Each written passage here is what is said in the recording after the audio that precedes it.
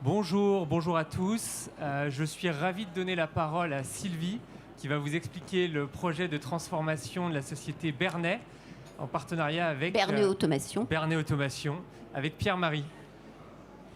Eh bien, merci Timothée. Donc, je vais commencer par vous présenter l'entreprise et peut-être dire un petit mot au préalable. C'est que je suis particulièrement fière d'être présente aujourd'hui sur Big et de pouvoir, je tenais effectivement à participer à ce mouvement de résistance au niveau de l'industrie. Donc, ça, je tenais vraiment à être là. Présentation de Bernet Automation, donc un petit film que nous allons parcourir pendant un petit peu plus de 2 minutes. Bernet Automation, c'est une PME de 80 salariés implantée en Normandie pour la plus grande partie avec un établissement secondaire dans l'Ain. Notre métier, c'est le dévraquage de composants. C'est participer à l'automatisation des lignes de production pour augmenter la flexibilité et la productivité des lignes. Depuis 2017, nous nous sommes engagés dans un programme de transformation pour mieux répondre aux besoins, aux évolutions stratégiques de nos clients et à leurs évolutions technologiques également. Notre métier aujourd'hui, c'est le dévraquage dans toutes ses dimensions, puisque nous pouvons le réaliser par bol vibrant, qui est le métier historique de l'entreprise, dévraquer des composants par un procédé plutôt mécanique. Et aujourd'hui, nous mettons dans nos nouvelles solutions les nouvelles technologies telles que les systèmes de robots, de vision, fabrication additive et également les solutions connectées. Donc nous sommes sur un métier du sur-mesure. Chaque projet client, ça passe par une visite chez notre client, la découverte de son besoin, la maîtrise de son projet, pour lui établir une offre sur mesure en fonction de la technologie adaptée. Donc aujourd'hui, soit du bol vibrant, soit à base de nouvelles technologies. Et nous ouvrons de plus en plus nos prestations vers les services. Donc vous voyez sur le film défiler les différents savoir-faire de l'entreprise. Et le mot savoir-faire, c'est quelque chose d'important dans l'entreprise.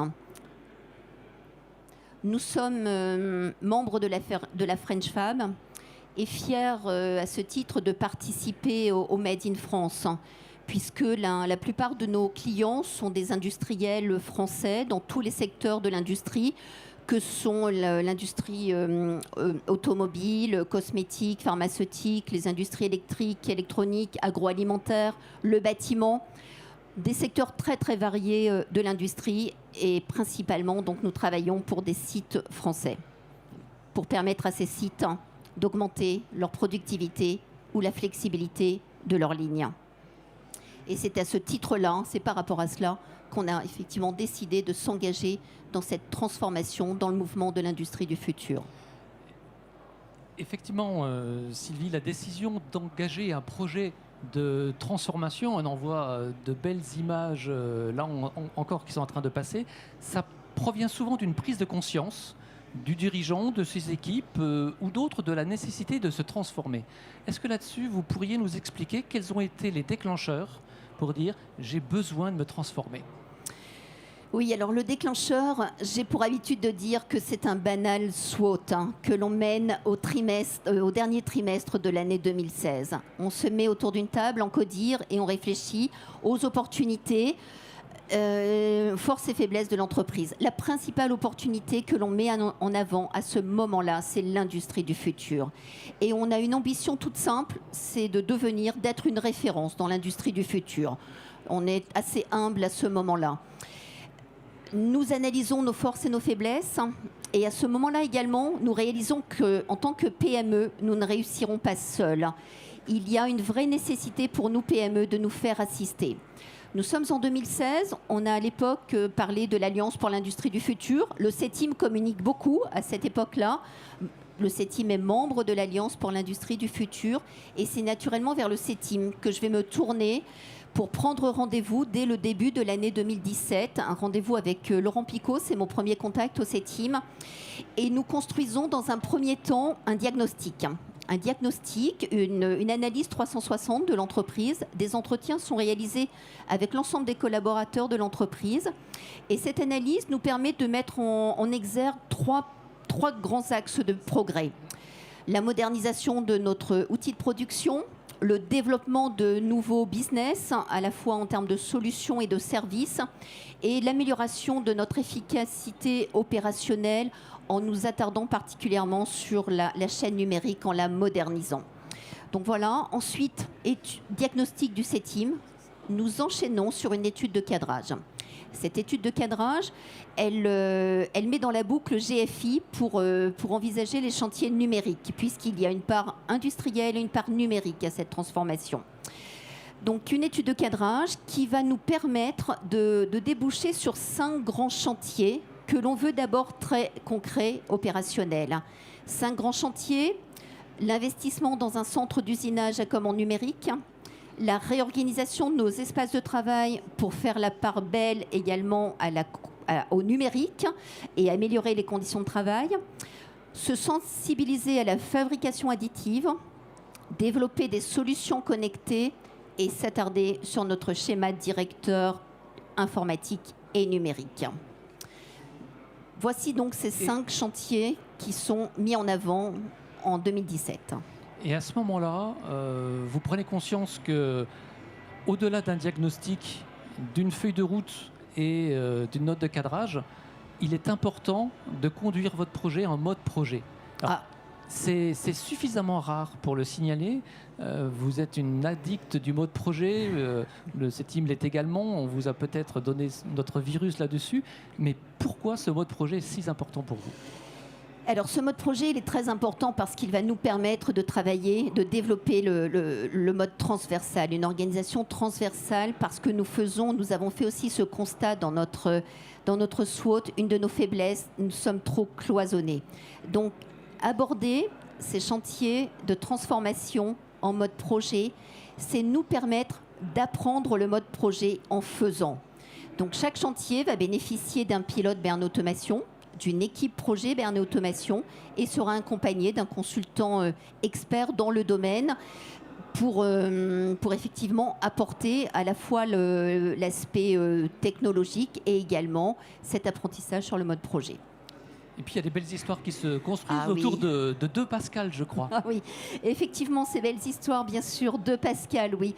L'un, en fait, qui met autour de lui une équipe de passionnés sur la fabrication additive. Et puis un autre Pascal qui également met autour de lui une équipe qui va avoir à cœur de choisir le meilleur centre d'usinage. Donc ils iront visiter différentes entreprises, regarder différents centres d'usinage fonctionner pour choisir celui qui leur ira le mieux. Donc, effectivement, des gens passionnés autour du mode projet, sur des choses très pratico-pratiques et apprendre en faisant, tout ça, il faut un petit peu d'argent quand même. Donc, vous avez été aidé par des investisseurs aussi, me semble-t-il. Bien sûr. C'est une autre évidence, en fait. Pour réussir une transformation dans une PME, être accompagné par des prestataires, être accompagné financièrement. Donc, j'ai été accompagnée pour monter un projet de financement par la BPI qui m'a aidé à monter un dossier de PIA 3, Programme Investissement d'Avenir, et qui nous a permis d'obtenir une subvention de 400 000 € en fait, par le biais de la région Haute-Normandie. Et oui, vraiment, cela nous a permis d'aborder sereinement la transformation. Donc on voit bien qu'il y a tout un écosystème qui est nécessaire, un écosystème avec un dirigeant et des équipes qui s'engagent, avec des spécialistes qui vont vous aider dans votre transformation, avec des financiers qui vont venir soutenir le développement d'une PME. J'aimerais qu'on passe sur une image, parce que tout ça, chez vous, voilà. À un moment donné, ça a donné... Voilà. Ça, c'est effectivement, après le diagnostic, après l'étude de cadrage, nous sommes le 30 mai 2018, c'est le lancement des chantiers. Donc ces réunions au cœur de l'atelier avec l'ensemble des collaborateurs, un moment festif, convivial, c'est le lancement officiel des chantiers du chantier de transformation le 30 mai 2018. Donc ça, c'est effectivement, et vous avez choisi vos mots et ils ne sont pas appris parce que c'est toujours les mêmes depuis tout le temps. c'est se retrouver et fêter le moment. Donc le côté Absolument. festif, important aussi dans votre style de management, c'est important. Maintenant, si on regarde, vous avez choisi vous nous avez détaillé les différentes actions que vous avez conduites. Il y a eu un choix d'enchaînement, une plutôt que l'autre, une après l'autre. Pourquoi ce choix-là et pourquoi pas un autre?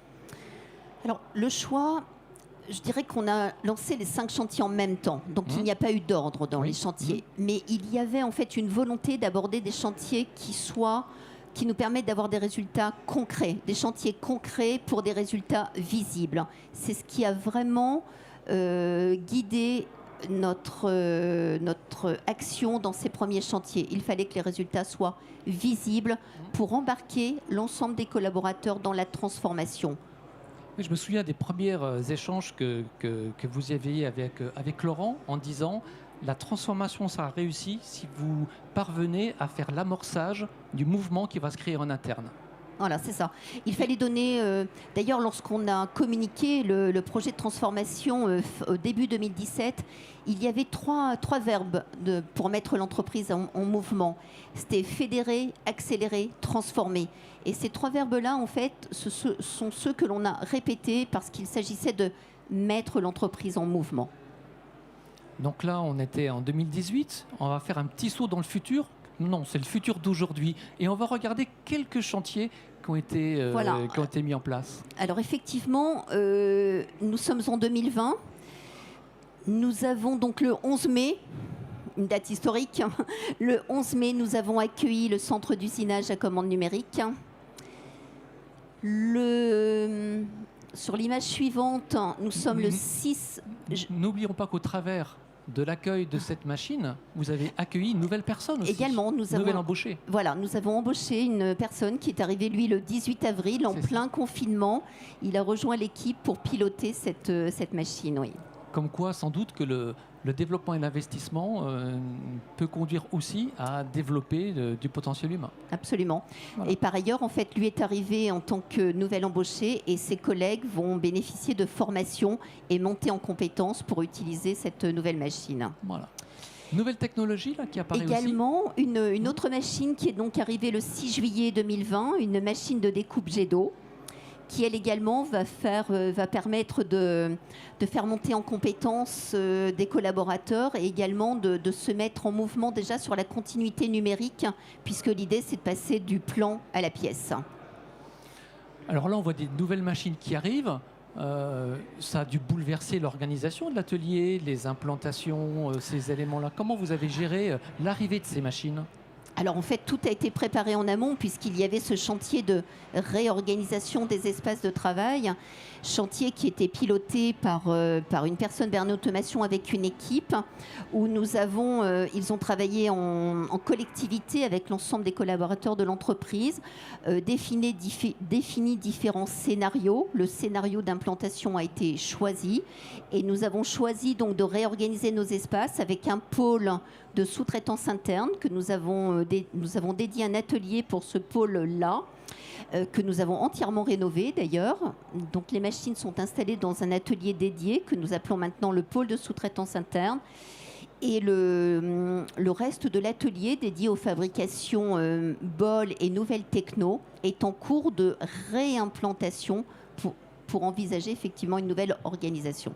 Et encore une fois, réorganiser un atelier, c'est comme acquérir un nouvel équipement, ça se fait en mode projet chez vous. On ne le répétera jamais assez. Et puis en 2020, une technologie que vous ne connaissiez pas du tout. Voilà, donc cette équipe qui s'est complètement passionnée pour la fabrication additive et qui nous permet maintenant de réaliser, donc il y a ce bol en fait, qui est complètement imprimé en 3D, c'est-à-dire il n'est pas imprimé chez nous, il est conçu chez nous et nous l'envoyons en sous-traitance pour l'impression pour l'instant et différents matériels en fait que nous intégrons aujourd'hui dans nos réalisations qui sont effectivement, c'est maintenant, je peux dire que nous maîtrisons la fabrication additive à Bernet Automation et ce, en fait, en collaboration avec le CETIM, puisque le CETIM a été pour nous un centre d'expérimentation. Nous avons, sur plus d'une année, avec différents types de matières et différents types de techno, testé des pièces et donc nous avons des retours d'expérience sur des résistances matières. Donc vous avez effectivement complété votre panel de connaissances techniques, mais tout ça parce que vous avez aussi des idées de développement de nouveaux produits. Et justement, j'en arrive à la question, un projet de transformation, ce n'est pas qu'un enchaînement de chantiers technologiques, ni même organisationnels. Alors comment pouvez-vous aujourd'hui, Sylvie, dire que la transformation, elle s'est opérée chez Bernet ? Alors, en fait, je dirais, pour répondre d'abord à la question, oui, c'est vrai que la transformation, ce n'est pas qu'une succession de chantiers technologiques. Il y a bien sûr les collaborateurs, j'en ai parlé. On a lancé les chantiers au cœur de l'atelier. L'année dernière, en 2019, nous avons organisé toute une journée. En fait, j'ai neutralisé une journée au cours de laquelle on est passé en...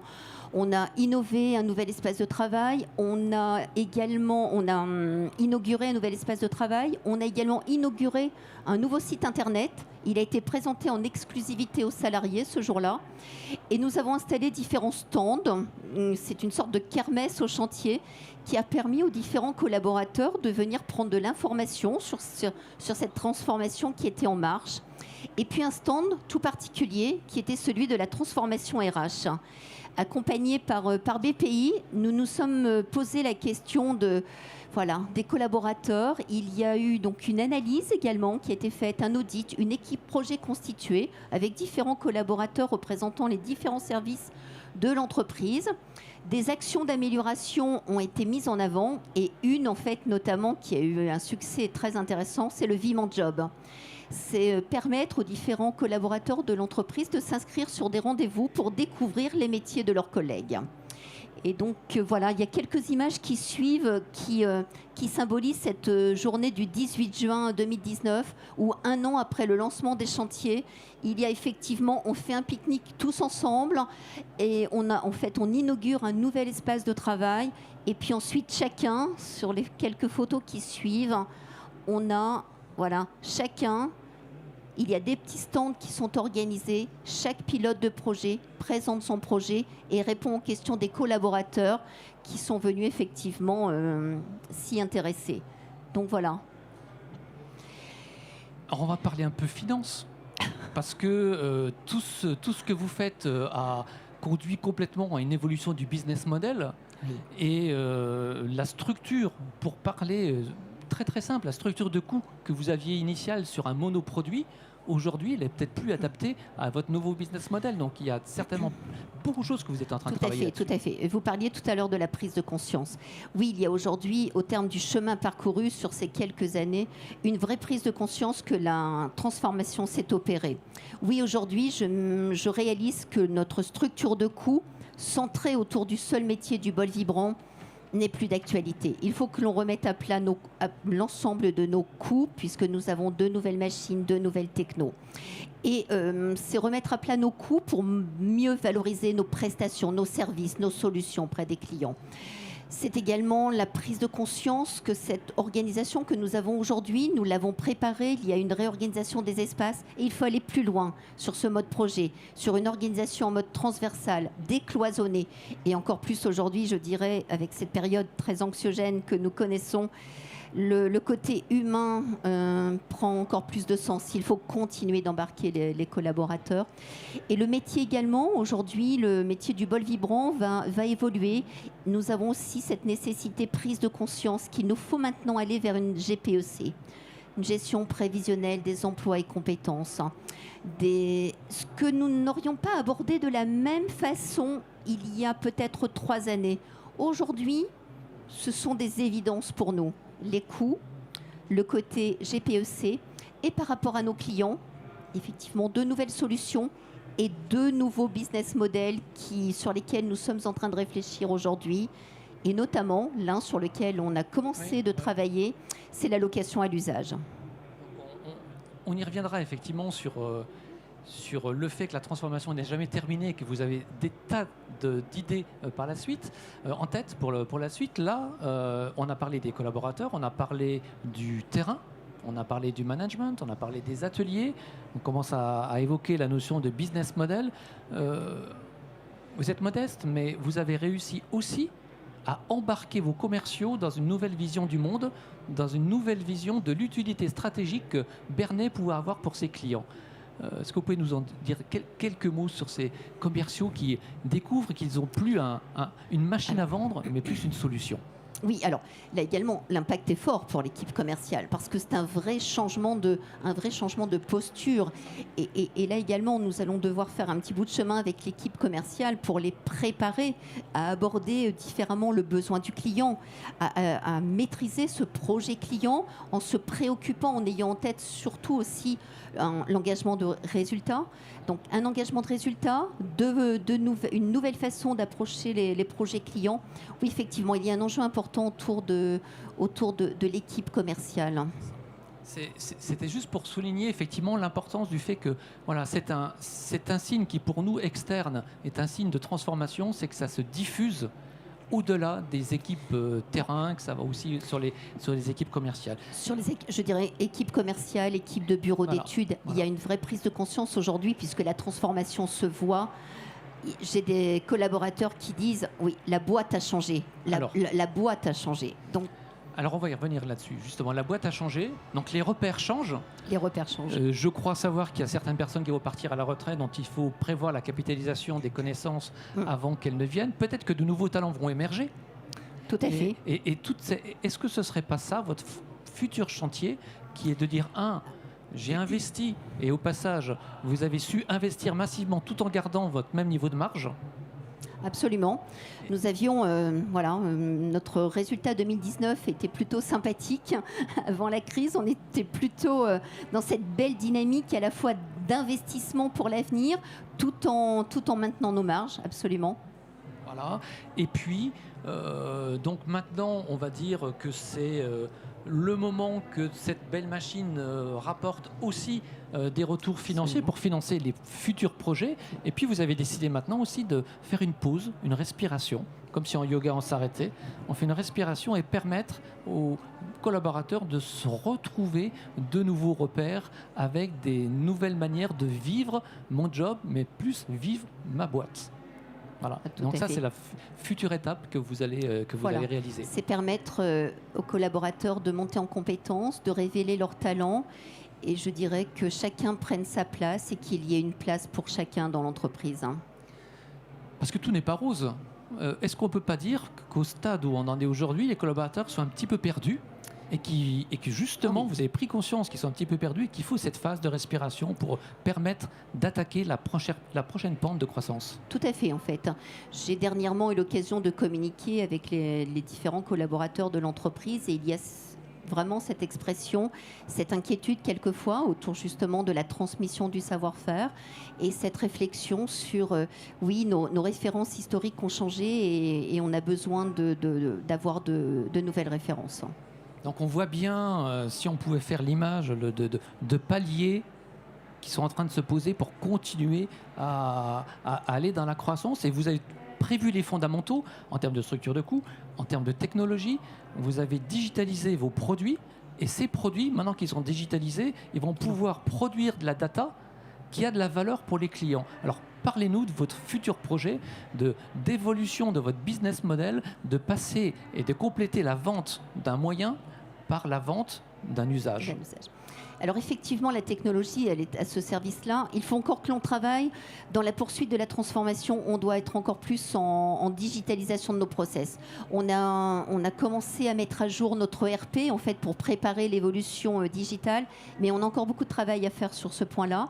Par contre, effectivement, dans le chantier de solutions connectées, on a déjà bien travaillé. Et lorsque l'on est sur ce chantier de location à l'usage, eh bien, l'idée, c'est de ne pas louer seulement un bien, mais c'est de le louer au client en lui apportant une valeur ajoutée, en lui apportant donc des services supplémentaires et probablement des services qui passeront par des solutions connectées. C'est la possibilité de prendre en main à distance l'équipement pour des besoins de maintenance. C'est la possibilité de piloter, d'apporter des conseils en matière de pilotage par rapport aux indicateurs que le client a comme objectif. Ce nouveau business model de la location à l'usage va passer effectivement par le développement de ces solutions connectées. C'est ça. Donc les fondamentaux sont là pour tirer pleinement les bénéfices de la à fait. digitalisation. Je vous cite pour que vous puissiez expliquer ça à vos confrères patrons, parce qu'on vous a vu aussi muter dans votre manière de jouer, de vivre un job de patron. Et aujourd'hui, vous dites, la transformation, c'est aussi accepter de laisser venir les choses. Oui. Vous disiez pas du tout ça en 2017. Non, tout à fait. C'est la prise de conscience. C'est que, oui, il était important qu'on ait une feuille de route, hein, mais il faut accepter que les choses ne vont pas se dérouler exactement comme on les a prévues. Il faut accepter d'ouvrir peut-être de nouveaux chantiers, de faire des déviations. Il faut garder le cap, mais il faut accepter effectivement que tout ne se déroule pas exactement comme on l'a prévu. Donc vous êtes préparé à vivre dans l'incertain avec sérénité. Quelque part oui, et je dirais que vivre dans l'incertain, bien aujourd'hui, nous sommes dans l'incertitude aujourd'hui, bien sûr, et il est clair que d'avoir commencé tous ces chantiers de transformation, aujourd'hui, il en reste à mener. Mais c'est clair qu'aujourd'hui, c'est un vrai dynamisme pour moi. C'est un côté positif. Hein, ça nous permet de garder une dynamique, même si effectivement le contexte est difficile. Mais on a toujours cet objectif. Tout ce qu'on a fait, on ne l'a pas fait pour rien. Il faut continuer, on doit continuer et on a envie de continuer. J'ai envie de continuer. Ça on l'a bien noté, Sylvie. Donc on va peut-être laisser la place aux questions, sachant que pour vos collaborateurs, il y a un événement phare qui va se passer chez vous. C'est le 15 et 16 octobre où vous allez revisiter et repréparer la page qui va s'ouvrir et alors redonner voilà, des repères. Ouais. Donc ça, par rapport surtout en CODIR, hein, nous nous réunissons en CODIR pour préparer, puisque nous avions cette transformation, nous l'avions ciblée sur 2017-2020. Nous sommes en 2020. Il faut maintenant écrire la transformation des 4 prochaines années. Et ça, nous y collons dès le 15 et 16 octobre. 15 et 16 octobre. Peut-être des questions, Timothée, ou dans la salle? Merci Sylvie pour ce beau témoignage. Je ne sais pas si on a des questions à distance ou dans la salle. Moi, j'en ai une en tout cas. Dans ce contexte actuel, les salariés sont parfois inquiets, stressés. On voit la visibilité du carnet de commandes qui se réduit également. Comment est-ce qu'on arrive à garder la dynamique de transformation intacte ? Alors j'avoue, pour être tout à fait honnête, c'est que depuis le mois de mars, la dynamique de transformation, elle est retombée. Nous avons jusque fin août, nous étions dans ce contexte à la fois de confinement, crise sanitaire. Nous avons enchaîné sur la crise économique puisque nous sommes dans ce domaine de l'investissement. Nos clients ont plutôt gelé leurs investissements depuis le mois de mars. Donc une baisse du carnet de commandes. Et j'avoue que ça m'a attristé d'avoir perdu cette dynamique. Aujourd'hui, le mois de septembre est arrivé, les commandes sont rentrées. Il nous fallait aussi un petit peu que cette activité revienne pour reprendre confiance. Et ça me permet, moi, aujourd'hui, de relancer la dynamique de la transformation. Et ça me permet de dire et d'embarquer les équipes en disant « Allez, maintenant, à l'attaque, en fait, à l'attaque ». Et c'est d'être encore plus combattant que nous ne pouvions l'être auparavant, puisqu'on a cette difficulté supplémentaire d'un contexte économique qui nous envoie un paquet d'incertitudes. Et si je peux me permettre, vous êtes riche d'une période de 3 ans de transformation réussie. Et ça va être un capital confiance qui va être sans doute moteur dans les mois à venir. Absolument. Et franchement, quand on est aujourd'hui en 2020, je ne regrette pas du tout ce chemin parcouru. Heureusement que nous l'avons fait. Question peut-être dans la salle? Sinon, oui.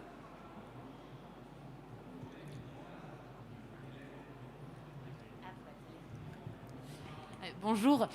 Bonjour. Vous parliez de la nouvelle réflexion sur la réflexion stratégique que vous allez lancer en octobre. Est-ce que vous impliquez toute l'entreprise dans cette réflexion-là ou ça resterait classique, comité de direction? Alors, ce sera dans ce premier temps classique, comité de direction, avec l'accompagnement toujours du CETIM dans cette réflexion-là. Donc, un regard extérieur pour nous aider à continuer la réflexion. Ensuite... honnêtement, je dirais, je ne sais pas comment je vais l'aborder. J'ai besoin aujourd'hui, il y a ce contexte en fait qui fait que les certitudes que j'avais hier, Je les ai un petit peu moins aujourd'hui. Donc la dynamique, je souhaite la garder, la reprendre aujourd'hui. Et puis, j'ai envie de dire peut-être à chaque jour suffit sa peine. On va faire ces journées des 15 et 16 octobre. Et nous verrons bien ensuite comment on présente l'ensemble aux collaborateurs. Je vais juste vous faire une synthèse. Il y a une transformation de l'entreprise, il y a une transformation de Sylvie. Dans sa phase de transformation, elle a encore besoin de passer par cette phase-là avant de lâcher prise complètement sur ce que vous évoquez. Mais ça viendra. Mais ça, on en est persuadé. Mais ça viendra quand ça viendra de là, quoi. Et c'est une phase, ce n'est qu'une étape, parce qu'elle est tout à fait prête. Simplement, elle ne le sait pas encore. Merci. Merci à vous. Parfait.